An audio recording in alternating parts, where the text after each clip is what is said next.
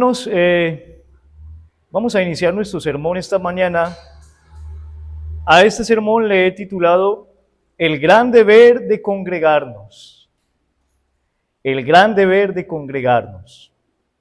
Nuevamente vamos a abrir nuestras Biblias en el Salmo capítulo 84. Salmos 84.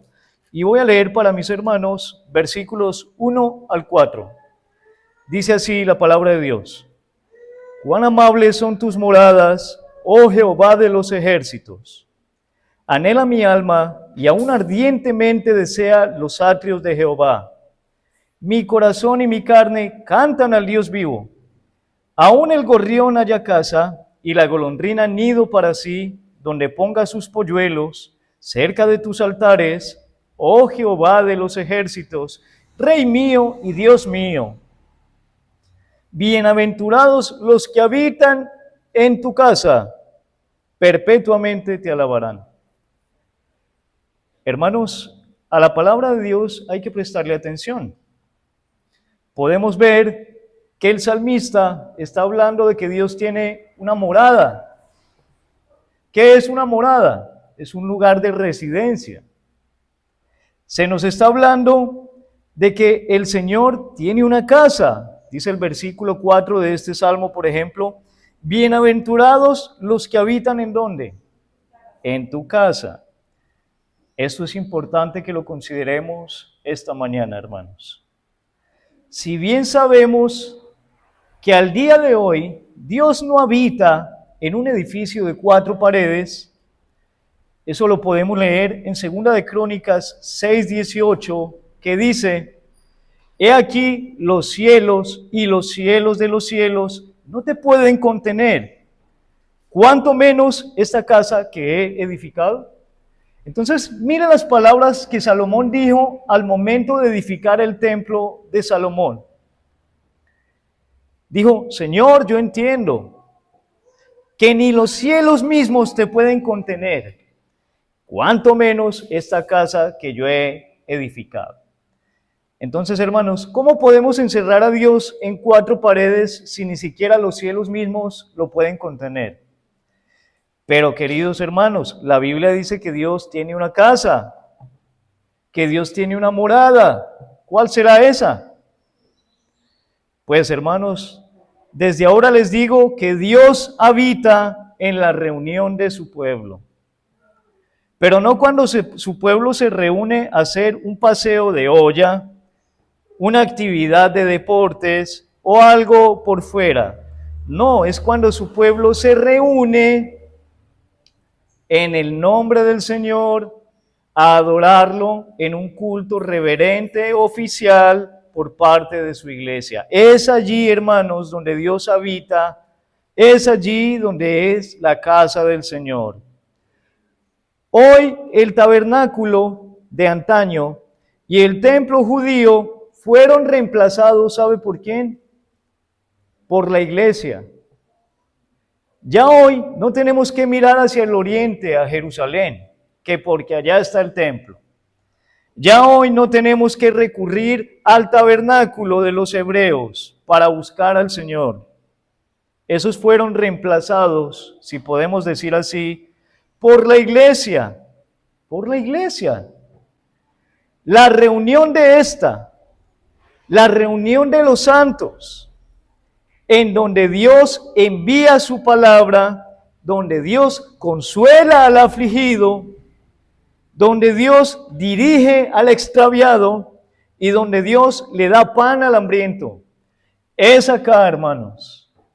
Y entiéndame bien, no me refiero a estas 4 paredes, porque el día de mañana podemos estar en otro local y entonces a Dios le toca trastearse. No me refiero a 4 paredes, hermanos. Me refiero a la reunión en sí. Hoy estamos acá, pero estamos reunidos en el nombre de ¿quién? Del Señor Jesucristo. ¿Y quién habita acá, hermanos? Nuestro Señor está con nosotros acá. Acá en esta reunión es donde Él envía su palabra. Escuche esto. En esta reunión es donde Él nos consuela, nos dirige, nos da pan si estamos hambrientos. Cuando su pueblo se reúne en el nombre de Jesucristo, con la dirección de su palabra, ahí habita el Señor mismo en medio de esa reunión santa. Esta, hermanos, es una reunión santa. Es una reunión santa. Porque acá habita el Santo de Israel. Habita acá, hermanos. Ya desde la antigüedad, para estos santos propósitos de adorar a Dios, el pueblo de Dios se reunía. Usted puede notar, hermanos, viendo ejemplos del Antiguo Testamento, cómo desde la antigüedad el pueblo se reunía. Encontraban la ley de Dios, que habían abandonado por mucho tiempo, y un rey la encontraba. ¿Qué hacía ese rey inmediatamente? Hacía que todo el pueblo, ¿qué? Se congregara. ¿Para qué? Para leerles la ley del Señor, la palabra del Señor. Y fruto de eso, ¿qué traía eso a la congregación de Israel? Humillación, porque habían pecado, porque habían abandonado. Es decir, era una bendición de Dios que todo el pueblo se congregaba a escuchar la palabra de Dios. Ya desde la antigüedad lo podemos estar mirando, hermanos. Ya lo podemos estar mirando. Lo vemos también en el periodo neotestamentario, la iglesia primitiva, en los tiempos de los apóstoles. Nada más, coloquemos el ejemplo de Pablo, hermanos. ¿A quién le escribía Pablo? Su mayoría de cartas, ¿para quiénes fueron? ¿Sabe para quiénes? Para iglesias que se congregaban en lugares específicos. Por ejemplo, para la iglesia que está en Éfeso, para la iglesia que está en Galacia, para la iglesia que está en ¿dónde? En Corinto. Así por el estilo, hermanos. Entonces vemos que en el Nuevo Testamento, ¿qué hacían los hermanos? Simplemente se conformaban, no, yo ya tengo aquí la Torá, no, yo ya tengo la ley de Dios, con eso me basta, con eso en mi casa, en mis hijos, punto. No, ¿saben qué hacían, hermanos? Se reunían los creyentes de una localidad, se reunían para ser expuestos a la ley de Dios, para adorar al Señor cantando himnos y salmos y cánticos espirituales. Entonces vemos evidencia suficiente tanto en el Antiguo como en el Nuevo Testamento que los hermanos, el pueblo de Dios creyente siempre se ha congregado, siempre se ha congregado. Por eso esta predicación se llama el gran deber de congregarse. El gran deber de congregarse. Pero aún así, hermanos, con toda esa evidencia del Antiguo y del Nuevo Testamento, muchos cristianos al día de hoy descuidan ese deber tan importante para su vida espiritual y no se congregan por varios factores. Pero quizás porque no entiendan bien el deber, o segundo, porque en su corazón no les ha bajado el deber de congregarse, hermanos. Puede que lo entiendan, pero su corazón no lo ha recibido. Entonces, muchos que se dicen cristianos no creen importante congregarse, pertenecer a una iglesia y congregarse activamente con ella, adorar al Señor. ¿Qué mal están, hermanos? Porque vemos evidencia en la Escritura que todo fiel hijo de Dios se reunía con sus otros hermanos. Es por eso que hoy vamos a tratar este tema, hermanos. Vamos a verlo en algunos puntos. Vamos a tratar el primer punto esta mañana.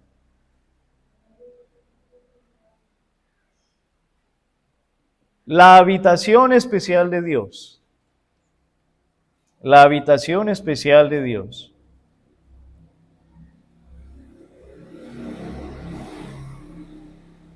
La presencia especial de Dios está, ¿quiere saber dónde? Donde su pueblo se reúne formalmente para adorarlo. Entonces, escuche lo que estoy diciendo, es algo muy importante. Dios habita en todas partes, porque Él es ¿qué? Omnipresente. Pero la habitación especial, hermanos, es decir, su morada, su casa, no lo pueden contener ni los cielos ni cuatro paredes, pero es cuando su pueblo se reúne formalmente para adorarlo. Volvamos a leer el Salmo 84 del 1 al 4 para que comprendamos bien esas palabras. Dice el salmista, cuán amables son tus moradas. Nada más detengámonos ahí. ¿Qué está diciendo el salmista? ¿Qué es algo amable? ¿Qué es algo amable, hermanos? Pues es algo que se puede amar con facilidad, algo que es deseable. Eso es, hermanos, la morada de Dios. Entonces, analice, un hombre del Antiguo Testamento está diciendo que la morada de Dios es algo que él ama y que quiere seguir, ¿qué? Amando. Cuán amables son tus moradas, oh Jehová de los ejércitos. ¿Qué anhelaba ese hombre? Versículo 2. Anhela mi alma y aún ardientemente desea. ¿Qué deseaba ardientemente ese hombre? Dice la palabra de Dios. Los atrios de Jehová. Los atrios de Jehová.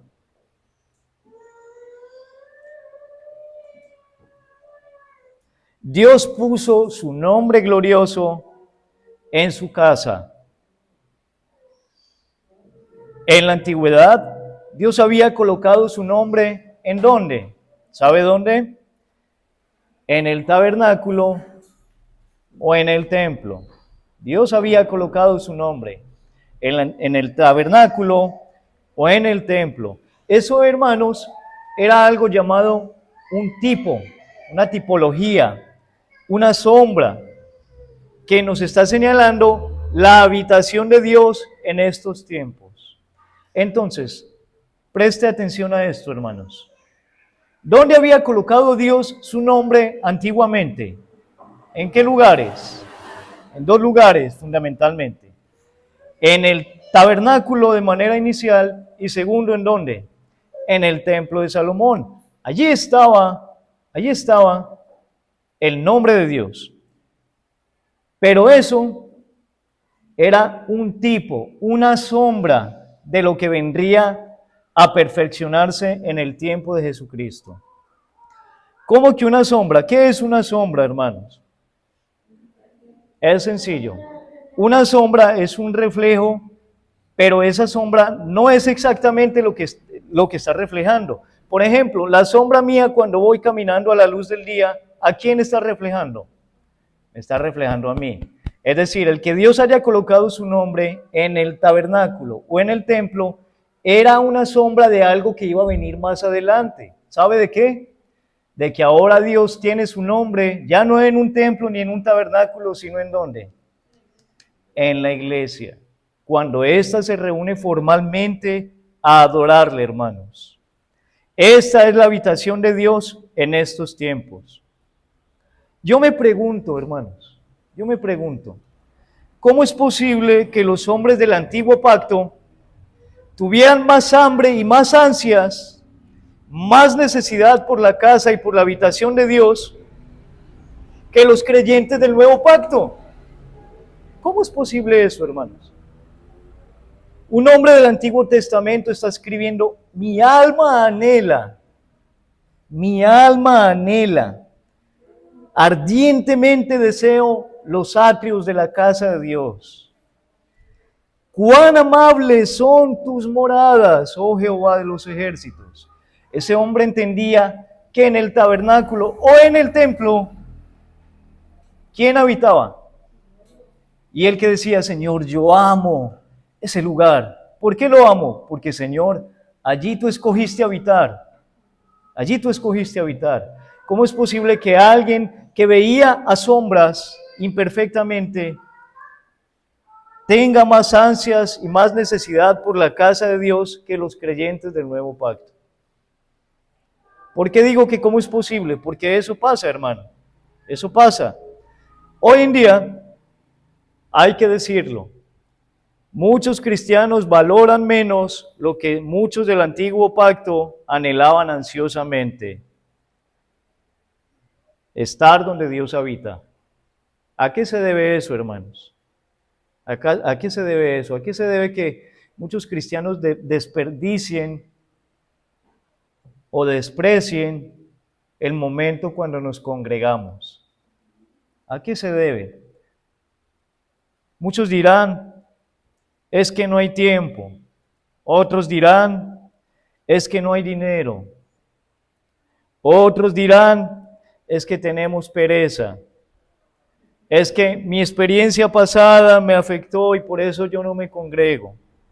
Hay muchas excusas, hermanos, pero la verdad sigue siendo la misma. Dios habita en la congregación de su pueblo.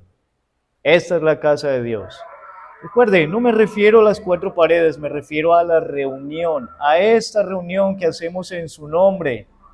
Cada que la iglesia se reúne a adorar a Dios de manera formal en los cultos, esta es la casa de Dios. ¿Cómo es posible que yo como cristiano no anhele estar ahí? ¿Cómo es posible que yo como cristiano no anhele asistir a la congregación donde Dios dice que habita, donde Él ha dejado su nombre? Y sin embargo sigo diciendo que soy cristiano. ¿Acaso es que no entendemos, o más bien, qué es lo que hay en el corazón? Yo estoy seguro, amigo y hermano, que usted soluciona cuando tiene que hacer un negocio o un trabajo. Usted tiene que trabajar, por ejemplo, y no tiene para el pasaje. ¿Qué hace? Usted dice, pues, grábelos de la empresa porque no hay para el pasaje. No, yo sé que usted soluciona. ¿Qué hace usted? Usted busca la manera, usted dice, no, yo tengo que cumplir en mi trabajo. Busca la manera, así le toque irse a pie. Así le toque pedir prestado un vehículo. Así le toque decirle a alguien, usted me puede llevar, que va por ahí cerquita. Pero usted, ¿qué hace? Soluciona. Pero ¿por qué cuando el pueblo de Dios se reúne a adorarle, usted busca excusas y se deja llevar por ellas? ¿Por qué, hermano? ¿Qué es lo que pasa? Más bien, ¿qué es lo que hay en su corazón? ¿Qué es lo que hay en su corazón? Yo le aseguro que si usted le llega visita y usted tiene que salir a trabajar, ¿usted qué le dice a su visita? Querida visita, gracias por venir. Si quiere, quédese acá, pero me tengo que ir a trabajar. Nos vemos más tarde. ¿O me equivoco, hermanos? ¿Cierto que no? Entonces, ¿por qué cuando el pueblo del Señor se reúne a adorar, nos llega visita, decimos, nos tocó cancelar la ida a la iglesia, atendamos la visita? ¿Cuál es su prioridad? ¿Qué es lo que hay en su corazón? ¿Qué es lo que hay en su corazón, más bien? ¿No ha entendido, hermano? ¿No ha entendido la importancia, la relevancia de este suceso? ¿Qué cree usted que vamos a hacer en la eternidad? Cosas similares a las que hacemos acá. Y si usted no quiere hacer eso acá, ¿para qué quiere ir a la eternidad si allá lo va a hacer para siempre? En la eternidad no vamos a ir a pasear, se van a hacer varias cosas, pero todo va a ser girado en torno a la adoración a Dios, que es lo que hacemos en este día. Pero no, hermanos, la gente soluciona, incluso los cristianos solucionan. No tengo transporte, me queda la iglesia a 15 kilómetros. No, muy lejos. Después, cuando consiga un transporte, voy. Pero ¿cómo para ir a trabajar? Sí lo soluciono, hermano. ¿Cómo para ir a ganar dinero? Sí lo soluciono. ¿Qué es lo que hay en su corazón? ¿Cuál es su prioridad?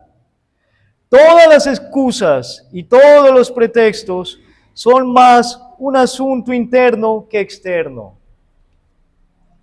Obviamente usted va a decir, es que estoy enfermo. Pues hermanos, claro, usted enfermo tampoco va a dónde? A trabajar porque está enfermo. Se presenta su incapacidad. Usted enfermo, pues hay excusas, obviamente, hermanos, pero el resto de excusas, hermanos, pereza, me llegó visita, es que me queda lejos. A nosotros nos toca ir al médico a unos cuantos kilómetros, bien lejos, a una clínica por allá al oriente, se llama Belo Horizonte, acá en Neiva. ¿Y qué hacemos nosotros? No, muy lejos, pues tocó cancelar eso. No, ¿qué hacemos? Pues miramos a ver cómo llegamos hasta Belo Horizonte, al oriente de allá de la ciudad de Neiva. Pero si la iglesia me queda lejos, No. Entonces se da cuenta que casi todas esas excusas son más bien asuntos internos del corazón que asuntos externos. Pero si su trabajo queda a 50 kilómetros, usted llega como llegue. Yo no sé si ustedes han vivido en Bogotá, hermanos, pero en Bogotá a uno le toca recorrer distancias largas a veces. Si usted vive en el sur y trabaja en el norte, a veces se puede demorar hasta 3 horas metido en un bus. Pero ¿qué hace uno? Es mi trabajo, ¿qué podemos hacer? Pero ¿por qué para ir a la iglesia donde Dios habita, el lugar más importante debería ser? ¿Por qué ahí sí ponemos excusas? ¿Por qué ahí sí empezamos a decir, es que la visita, es que esto otro? Analice su corazón, hermano. La habitación especial de Dios es cuando cuando su pueblo se reúne de manera formal para adorarlo. Ese es el primer punto.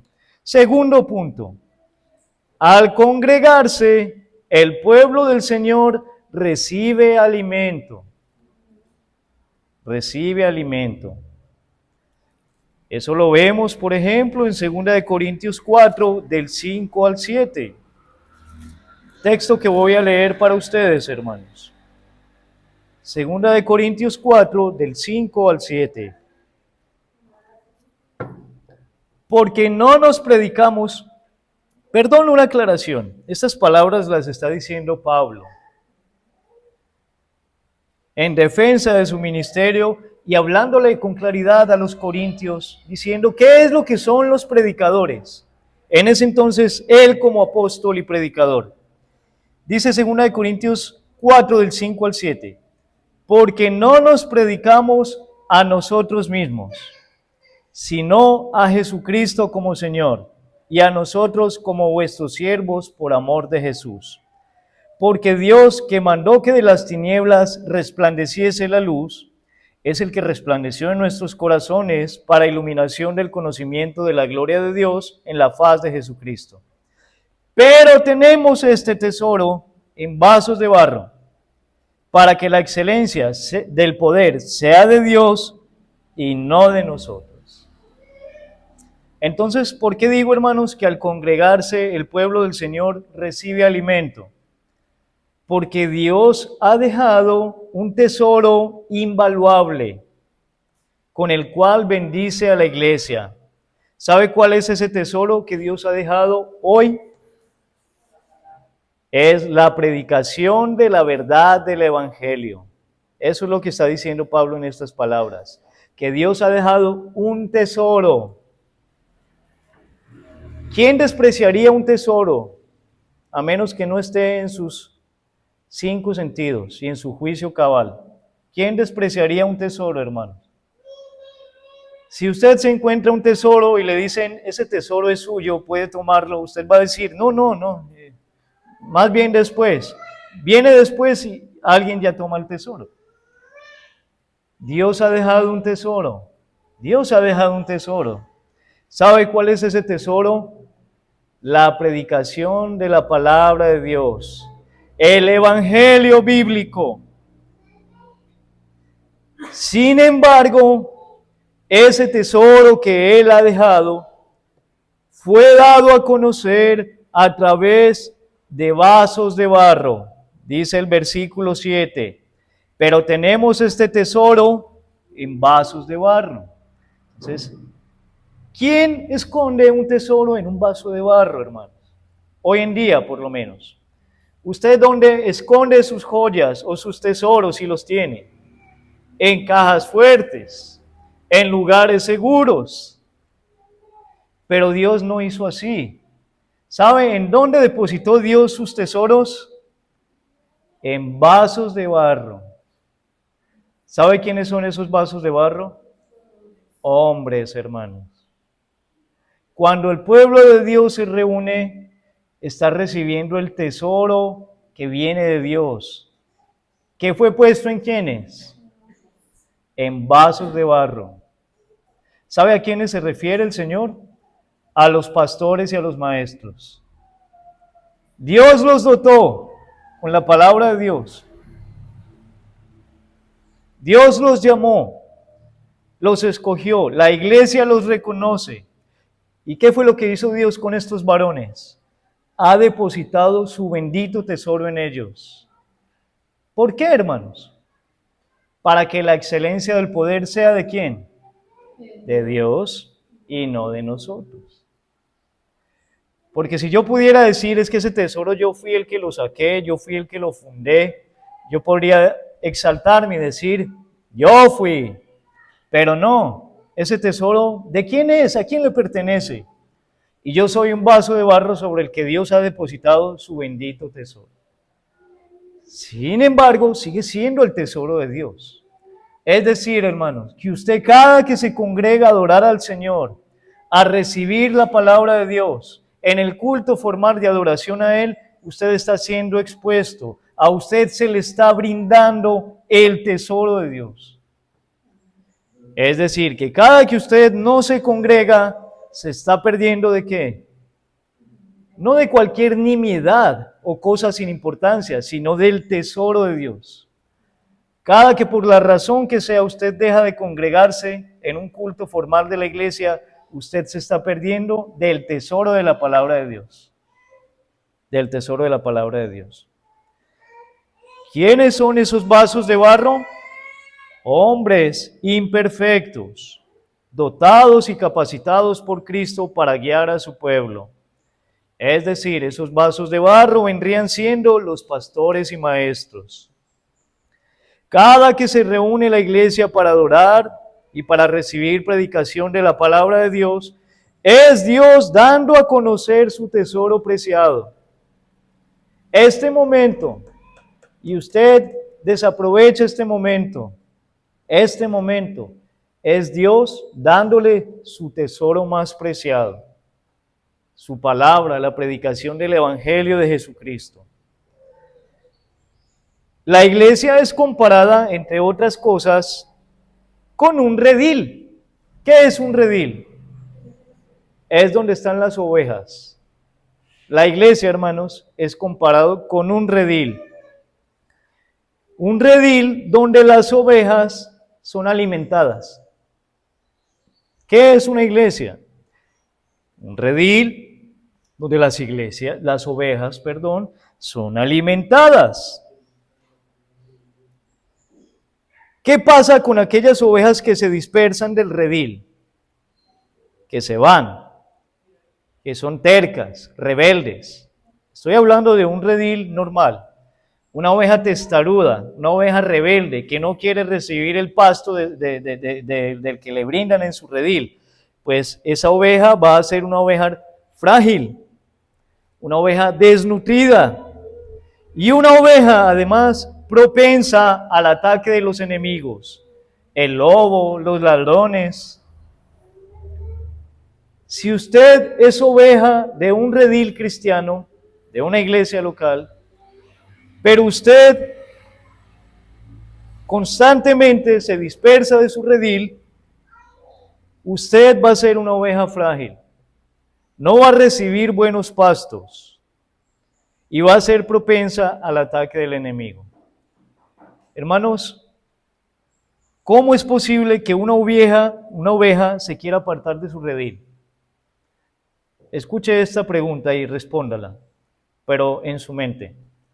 ¿Cómo es posible que una oveja se quiera apartar de su redil, donde recibe buenos pastos, donde recibe cuidado, buen trato? ¿Cuál es la razón por la que una oveja se quiera apartar de su redil? ¿Cómo es que cuadra el hecho de que una oveja no quiera recibir un buen pasto? ¿Cómo cuadra el hecho de que una oveja no quiera recibir buen pasto? ¿Qué es lo que pasa, hermanos? ¿Qué es lo que pasa?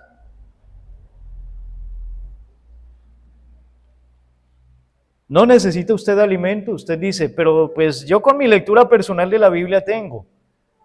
Está equivocado. ¿Por qué creen que Dios dejó, dice la Biblia en Efesios, que Él dejó dones a los hombres, que dio dones a los hombres? ¿Cuáles eran esos dones? Entre esos, pastores y maestros.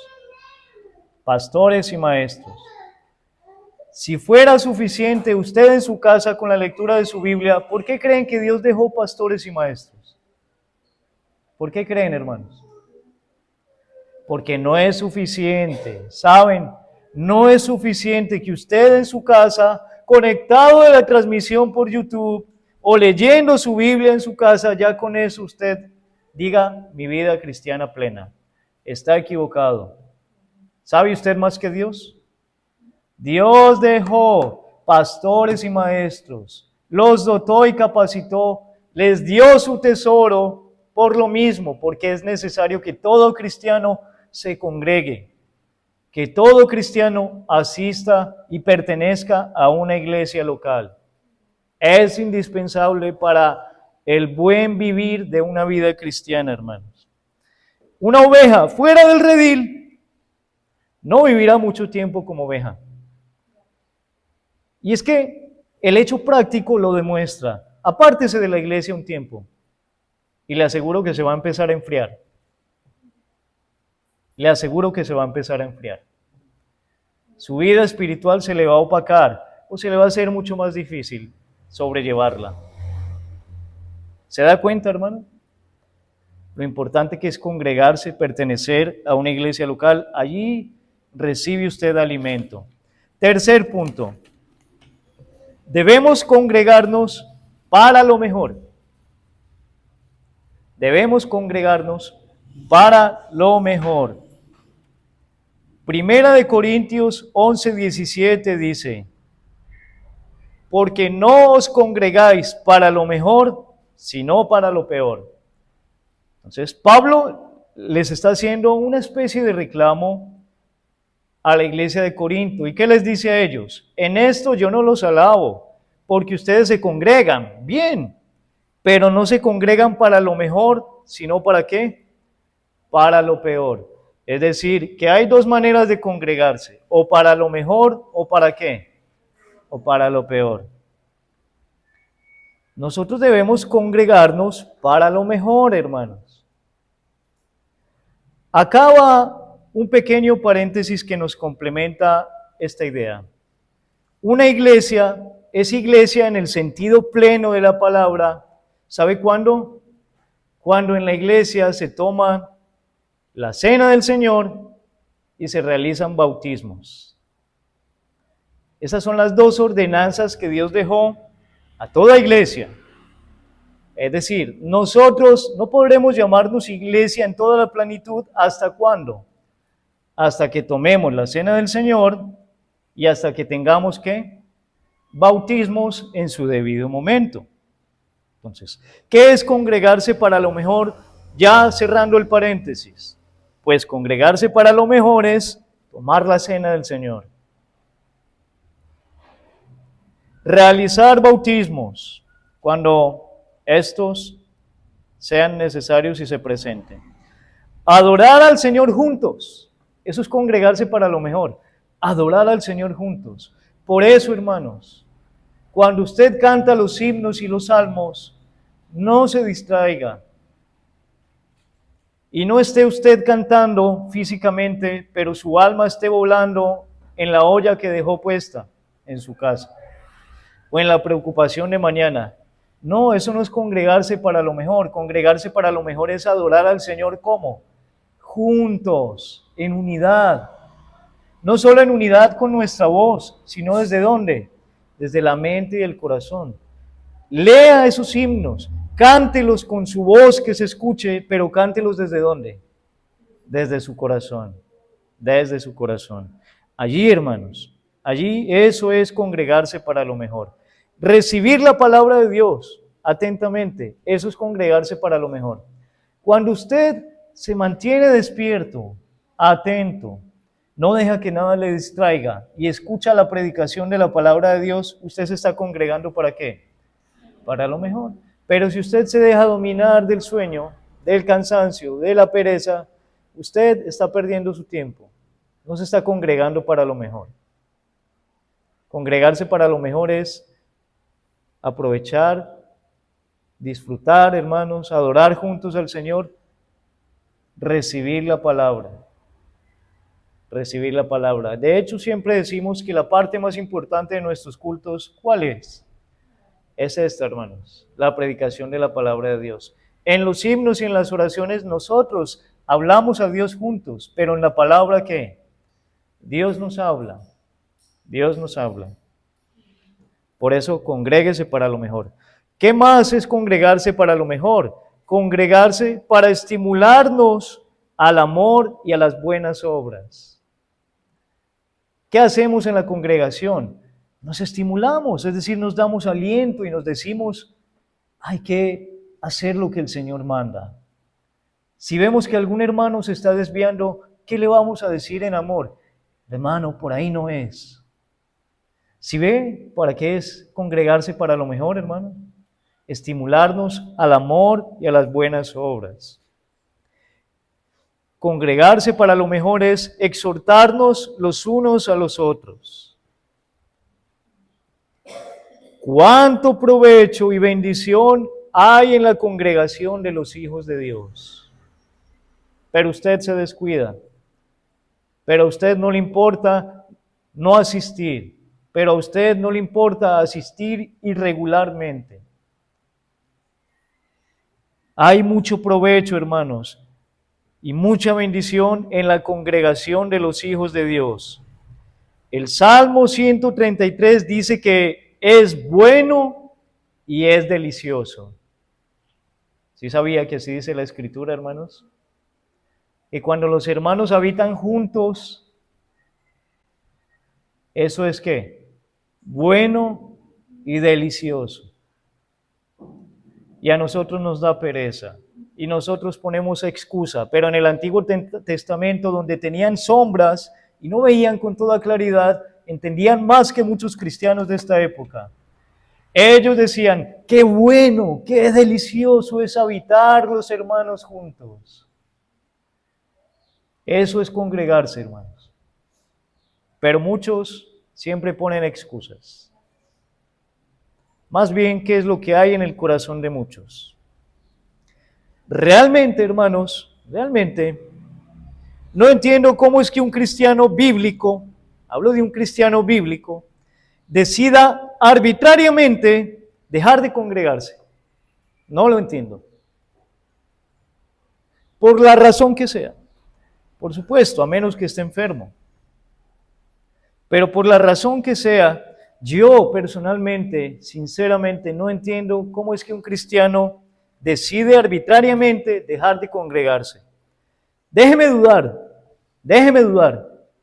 de si en verdad ha nacido de nuevo. Déjeme dudar.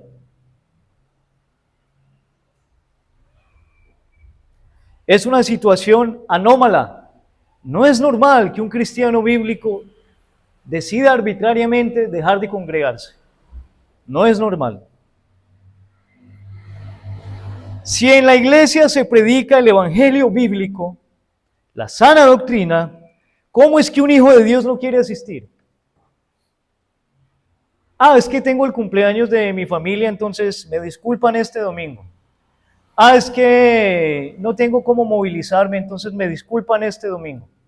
No, hermanos, si acá usted ha entendido que se predica el evangelio bíblico, la sana doctrina, ¿cómo es posible? No lo entiendo. ¿Cómo es posible que un hijo de Dios no quiera asistir?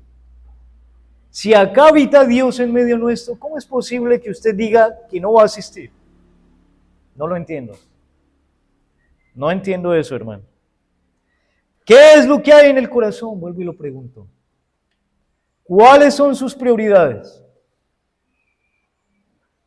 Siempre habrá visitas, siempre habrá falta de dinero, siempre habrá falta de tiempo, siempre habrá familia que cumpla años, que primera comunión, si usted asiste a ese tipo de cosas impías, siempre habrá matrimonios, siempre habrá otro tipo de cosas, que siempre habrá gente que cumpla años todos los días, incluso los domingos. Es más, los domingos es el día que generalmente hacen las celebraciones. Siempre. Y si usted va a esperar que tenga más tiempo, más dinero, más espacio para congregarse, ¿sabe cuándo se va a congregar? Nunca. Nunca. Si usted va a esperar que le deje de visitar su familia para poder congregarse, ¿sabe cuándo se va a congregar? Nunca. Porque la familia generalmente quiere hacer visita los domingos, porque es el día que la mayoría de gente no trabaja. Pero eso va en usted, eso va en usted, en lo que hay en su corazón, en cuáles son sus prioridades, cuáles son sus prioridades. Eso va en usted, hermano. ¿Cuál es su Dios? ¿Cuál es su Dios? Si su Dios es, por ejemplo, el deporte, pues ¿a quién le va a rendir culto usted? Al deporte. La familia. Ojo, no estoy diciendo que no haya que amar a la familia, visitarlos, honrarlos. No coloquen esas palabras en mí, hermanos y amigos. Lo que estoy diciendo es que ¿cuál es su prioridad? ¿Quién es su Dios? ¿Ha entendido lo que se hace cuando la iglesia se reúne? ¿Ha entendido quién habita en medio de nosotros? Es Dios. Dios, hermanos. Cristo, el Salvador. Él envía su palabra, su tesoro nos lo da hoy, acá en esta reunión. Por eso es que no entenderé nunca a un cristiano que coloque excusas para no congregarse. Conclusiones. Vamos a ver unas conclusiones. Primera conclusión. Un cristiano no tendrá una vida cristiana plena si no pertenece y asiste juiciosa y amorosamente a una iglesia local. Usted que dice ser cristiano, no va a tener una vida cristiana plena si no pertenece y asiste juiciosa y amorosamente a una iglesia local. Para que un cristiano viva como Dios manda, ¿qué debe de hacer? Entre muchas cosas, no es lo único, pero es una cosa de ellas que se ha descuidado mucho en estos tiempos. ¿Qué debe de hacer? Asistir juiciosamente y pertenecer a una iglesia local. Eso le va a ayudar bastante, hermanos, a tener una vida cristiana plena. Pero si usted no viene con juicio y no pertenece a una iglesia local, su vida cristiana va a ser peor que una montaña rusa, hermanos. Segunda conclusión. Venzamos las excusas. Venzamos las excusas. Si lo hacemos para nuestros asuntos cotidianos, ya puse los ejemplos, si yo tengo que trabajar el lunes y no tengo para los pasajes, yo no puedo decir, bueno, pues será trabajar el martes. No, yo soluciono. Yo digo, así me toque prestar por este día para mi pasaje, o así me toque buscar un medio de transporte como sea, o me voy a pie o en bicicleta, pero de que llego a mi trabajo, ¿qué? Llego. Si soluciono para mis asuntos particulares y cotidianos, ¿por qué no soluciono, hermano, con aquello que edifica mi alma? Con aquello que me dará fruto que permanece para siempre. ¿Por qué no soluciono para asistir al lugar donde Dios habita? ¿Qué es lo que hay en el corazón? El salmista decía, cuán amables son tus moradas, oh Jehová de los ejércitos, pero a nosotros nos da pereza ir a las moradas de Dios. Pero nosotros decimos que es que no hay transporte. No, hermanos. Lo entendían más en el Antiguo Testamento que muchos que se dicen cristianos hoy en día. Qué lamentable, hermanos. Venzamos las excusas. Si las vencemos para nuestros asuntos personales, ¿por qué no las vamos a vencer respecto a aquello que edifica nuestras almas y nos va a dar fruto que permanece para siempre? Acá se le está enseñando a conocer al Dios de la Biblia. Y ese conocimiento, ¿sabe por cuánto tiempo va a durar? Por toda la eternidad. Porque se le está enseñando a conocer al Dios con el que un día, ¿qué? Se va a encontrar. En cambio, su trabajo va a perdurar por la eternidad. Es decir, usted acá es zapatero y usted va a ser en la eternidad zapatero. Ese trabajo se va a acabar, hermanos. tarde que temprano. Pero no, usted soluciona para esas cosas temporales importantes. Yo no estoy diciendo que no sean importantes, pero que a lo más importante usted lo ve en segundo plano. Está distorsionando las prioridades. Déjeme decirle, está distorsionando las prioridades. Tercera conclusión. Examine y organice los asuntos que le impiden congregarse y que le impiden pertenecer a una iglesia local bíblica. Examine y organice los asuntos que le impiden congregarse y que le impiden pertenecer a una iglesia local bíblica. Casi siempre, detrás de una excusa hay un asunto interno con el cual hay que tratar.